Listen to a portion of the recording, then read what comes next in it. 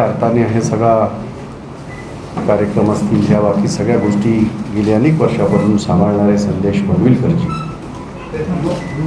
आमच्या युवक काँग्रेसचं माझं सहकारी, आणखीन आज त्यांचं एक मोठं काम या ठिकाणी आपल्यासमोर आम्ही देणार आहोत। सन्माननीय सूरजसिंगजी या ठिकाणी उपस्थित, आमचे जनरल सेक्रेटरी बापू ठाकूर। आणि जो रिपोर्ट आल्याच्या नंतर मला मोठं आश्चर्य वाटलं की मुंबईमध्ये 102% सिल्टेशन झालेलं आहे, अशा प्रकारचा त्यांना मी रिपोर्ट वाचला आणि मी विचार केला की शहरामधला एक नाला मोठे ज्याचा संबंध शहराच्या मेन आपल्या सगळ्या पाणी तुंबण्या आणि त्याच्यामध्ये असुविधेमध्ये आहे। 50% लस जी राज्याला आहे, मी महाराष्ट्राचं आणि मुंबईचं बोलतोय, मला बाकीच्या राज्यांचं मला बोलायचंच नाही। त्या 50%मधले त्यातले 50% प्रायव्हेट लोकांना 50 आणि सरकारी 50। आज सरकारची जी लसीकरण केंद्र आहेत ही 260-270च्या पुढे आहेत, अधिकची मागणी आपण करतोय। म्हणजे या 50%मध्ये सरकारी लसीकरण आणि त्या 50%मध्ये उरलेल्या प्रायव्हेट हॉस्पिटलमध्ये ज्या पद्धतीने व्यापार चालला आहे, आपल्याला माहिती आहे मुंबईच्या महापौर किशोरी पेडणेकर यांनी तिथे ललित हॉटेलमध्ये रेड केली आणि तिथे लसी कशामध्ये मिळाल्या? फ्रीजमध्ये। म्हणजे मला मोठं आश्चर्य वाटतं की त्या लसीचं हे करण्याचं काही विशिष्ट अशी एक प्रोसेस आहे ती, नाहीतर त्याची वाट लागते आणि त्यांनी ते पकडलं आपल्याला माहिती आहे। प्रायव्हेट हॉस्पिटलमध्ये त्या सगळ्यांनी पैसे देऊन लोकांकडनं नागरिकांचं लसीकरण करतात आहेत। 1000 ते 1400 रुपये हा चार्ज त्यांना लावला जातोय राज्याच्या लसीकरणाला। याचा दुसरा अर्थ असा होतोय, देशाचे पंतप्रधान गरीब आणि श्रीमंत असा एक त्यांनी क्लासच तो वर्गच तयार केला आहे। आज 1.5-1.25 वर्ष झालं करोनाशी लढत असताना सर्वसामान्याच्या हातावर पोट असलेल्यांना जेवणाची ददात आहे। आजच्या घडीला आम्ही सगळे काम करतो, माझ्या याचे काँग्रेसचे सगळे कार्यकर्ते रस्त्यावर आहेत, तुम्हाला सगळ्यांना माहिती आहे। परंतु कसे ते पैसे करणार? आणि म्हणून देशाच्या 132 कोटी नागरिकांना मोफत लसीकरण झालं पाहिजे, आम्ही पहिल्यापासून म्हणतोय।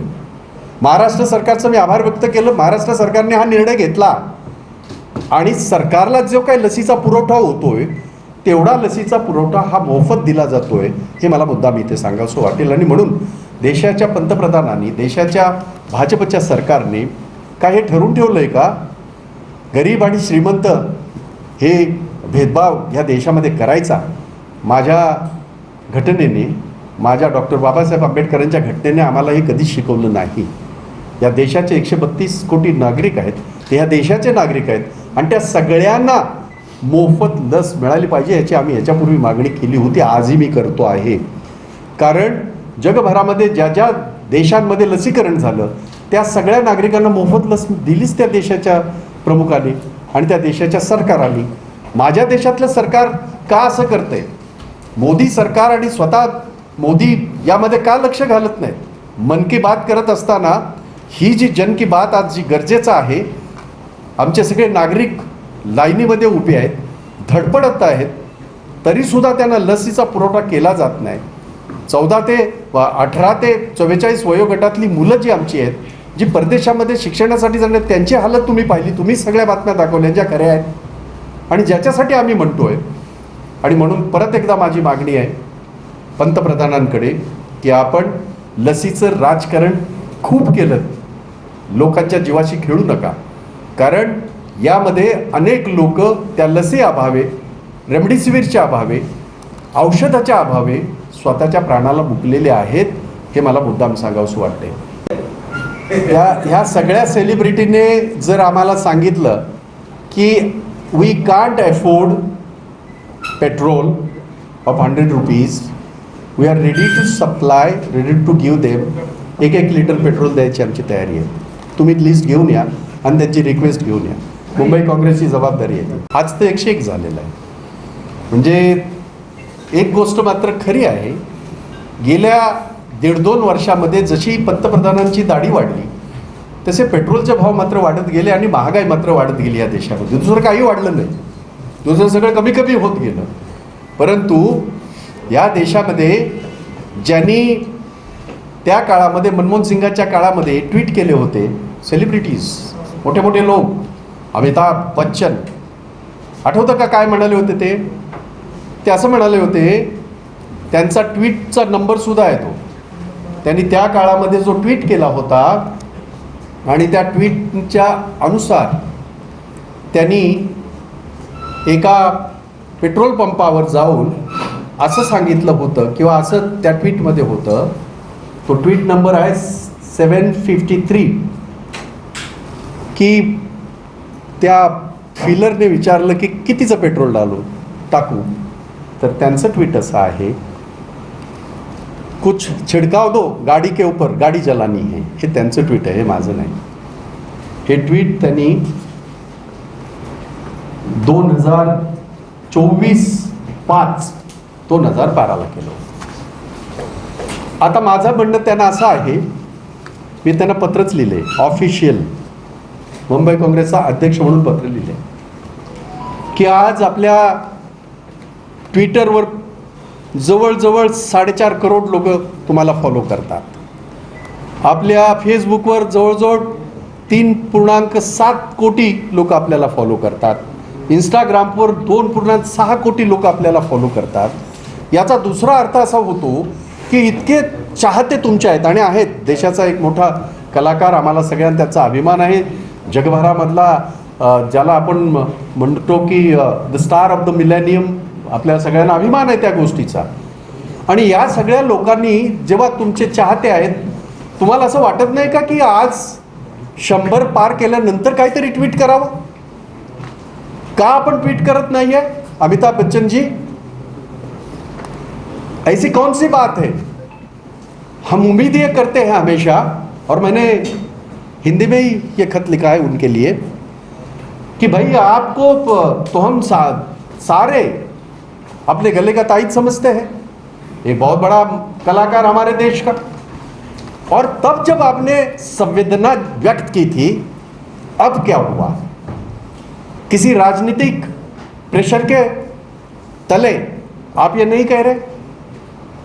तो मैं आपको रिक्वेस्ट करना चाहता हूं, अगर लोग आपको प्यार कर रहे हैं, लोग आपको चाहते हैं, और तब आपने 2012 में लोगों की बात कही थी, अब क्यों नहीं कर रहे हैं?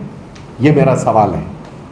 अगर पेट्रोल छिड़कने की बात है तो हम कंट्रीब्यूशन करके हम आपको मदद कर सकते हैं, उसमें गाड़ी बीड़ी मत जलाइए आप, लेकिन लोगों की आवाज जो आपसे उम्मीद है हमेशा, उसको उजागर कीजिए. एक और शख्स है जो आप जानते हैं, अनुपम खेर. अनुपम खेर तो खैर, उन्होंने ये कहा था कि मेरा ड्राइवर नहीं आया, तो मैंने पूछा उसको, तो बोले नहीं, मैं पेट्रोल इतना महंगा हुआ है तो मैं साइकिल से, मैं इसलिए लेट हुआ. अब अनुपम खेर जी को मेरा सवाल है, तब तो कम था पेट्रोल का दाम, और अंतर्राष्ट्रीय बाजार में तो बहुत ज़्यादा दाम थे, $140 बैरल था. आप बेहतर जानते हैं. तो अब क्या हुआ? अब क्या हो रहा? अब जो है, अब जो है, अनुपम खेर क्या खुद चल के जा रहे हैं? ड्राइवर क्या चल के आ रहा है? उनको भी मदद करने की हम मुंबई कांग्रेस जिम्मा लेती है. 100 रुपया पेट्रोल का, 100 रुपया देने की हमारी तैयारी है. आपके ड्राइवर को चल के मत बुलाओ, गाड़ी से बुलाओ, कोई प्रॉब्लम नहीं. ये लोग जो लोगों के सपोर्ट से, चाहने वालों के सपोर्ट से पूरी जिंदगी बसर करते हैं, और हमें फक्र है उस बात का. एक अच्छे मंजे हुए कलाकार वो भी है. जब लोगों की बात उस वक्त आपने की थी, तो आप अब क्यों नहीं कर रहे? और आपके तो भाई, आपकी पत्नी भी सांसद है शायद, जया बच्चन है हमारे, अनुपम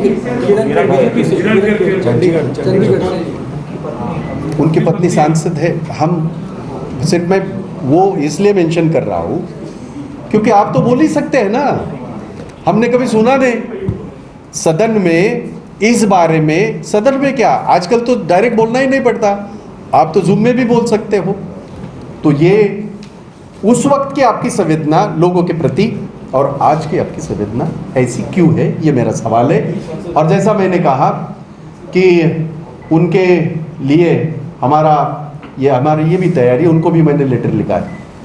एक और उछल कूद करने वाले अक्षय कुमार, उन्होंने भी ट्वीट किया था, guys let's step down to the roads, let's take out our bicycles rather, cycle निकाले, अब तो पेट्रोल इतना महंगा हो गया। अक्षय कुमार जी, आपके लिए कोई खास स्पेशल सप्लाई आती है क्या? तब जब आपने ये कहा था तब तो पेट्रोल के दाम, डीजल के दाम इतने नहीं थे, आज तो 100 पार कर गए मुंबई में। तो उनको भी हमने लिखा है, आप साइकिल मत निकालिए, हम मदद करते हैं। मुंबई कांग्रेस 100 रुपये का पेट्रोल आपको ऐसे ही दे देगी, साइकिल मत निकालिए। आप बहुत बड़े स्टार है, सुपरस्टार है, और हम नहीं चाहते कि हमारे देश के सुपरस्टार इस तरह से रास्ते पे चले। आपने तो पंतप्रधान नरेंद्र मोदी जी का इंटरव्यू भी लिया था, तो आप तो बोल ही सकते हैं। 2012 में जब आप नहीं बोल पाए, आपने बोल दिया, और बाकायदा धड़ल्ले से, और कहना भी चाहिए, लोकतंत्र है ये। 132 करोड़ जनता की जो आवाज़ है, ये आवाज़ को उजागर करने का काम आप करते हैं, बहुत अच्छा है, हमें उस बात का फ़ख्र है। अब क्या हुआ? और इसलिए ये तीनों शख्स जो हमारे देश के महान कलाकार हैं, इन तीनों को हमने लेटर लिखा है, ये जाएंगे हमारे लेटर, व्यक्तिगत हमारा मैं बंदा भेज दूंगा। आपने बाहर आते वक्त एक नज़ारा देखा होगा, क्या है ये नज़ारा? मैंने 3 कलाकारों को, जिन्होंने ट्वीट किया था उस वक्त, अमिताभ बच्चन जी ने ट्वीट किया था उस वक्त, उनका 753 ये ट्वीट का नंबर, उनको आदत है, अच्छी आदत है कि वो सारा बहुत नीट काम करते हैं, और उस वक्त भी उन्होंने शायद नीट काम किया। 2012 में जब पेट्रोल के दाम बढ़ गए तो वो व्यतीत हो गए, वो आहत हो गए, और उन्होंने ट्वीट किया कि भाई पेट्रोल पंप के ऊपर जाने के बाद कितना पेट्रोल डालें, तो बोले नहीं, गाड़ी के ऊपर ही डाल दे, गाड़ी जलानी है। अब तो 101 के आगे गया, अब क्या क्या जलाओगे? पेट्रोल कहाँ कहाँ डालोगे?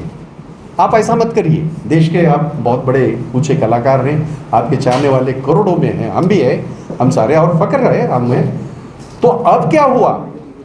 अब वो जो चाहने वाले, उनमें से बहुत सारे कोविड में मर गए। वो जो चाहने वाले बहुत सारे सफ़र कर रहे हैं इस वक्त। वो जो चाहने वाले, उनके घर में चूल्हा भी नहीं जल रहा, और वो इसलिए नहीं जल रहा क्योंकि महंगाई आसमान छू चुकी है, पेट्रोल आसमान छू चुका है। आप अभी नहीं आहत हो जाओगे? कब आहत हो जाओगे? क्यों भाई? आपको वो तो संवेदना होनी चाहिए। नंबर 2, हमारे अनुपम खेर जी, जो बहुत बड़े कलाकार हैं, बहुत बार पॉलिटिकल टिप्पणी बहुत सारी करते हैं, अच्छी बात है, किसी भी नागरिक को वो अधिकार है, तो उनको भी हमने कहा है। आपने तो तब कहा था कि मेरा ड्राइवर लेट आता है, साइकिल से आता है, तो हमने मुंबई कांग्रेस ने तय किया, आप साइकिल से क्यों, आप कलाकार हैं, आपको टाइम पे जाना चाहिए, तो 100 रुपये का पेट्रोल हम ही दे देंगे आपको। हमारी तयारी है मुंबई काँग्रेस।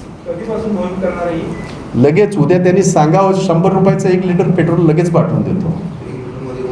हा, ते त्यांनी बघायचं, त्यांच्या गाड्या भरण्याची जबाबदारी माझी नाही, परंतु त्यांनी ज्या पद्धतीने त्यावेळेला भावना व्यक्त केल्या होत्या, आज खऱ्या अर्थाने लोक झगडतात आयुष्याशी, महागाईशी आणि स्वतःच्या जीवाशी, त्यावेळेला त्यांनी का केलं नाही, हा माझा प्रश्न आहे।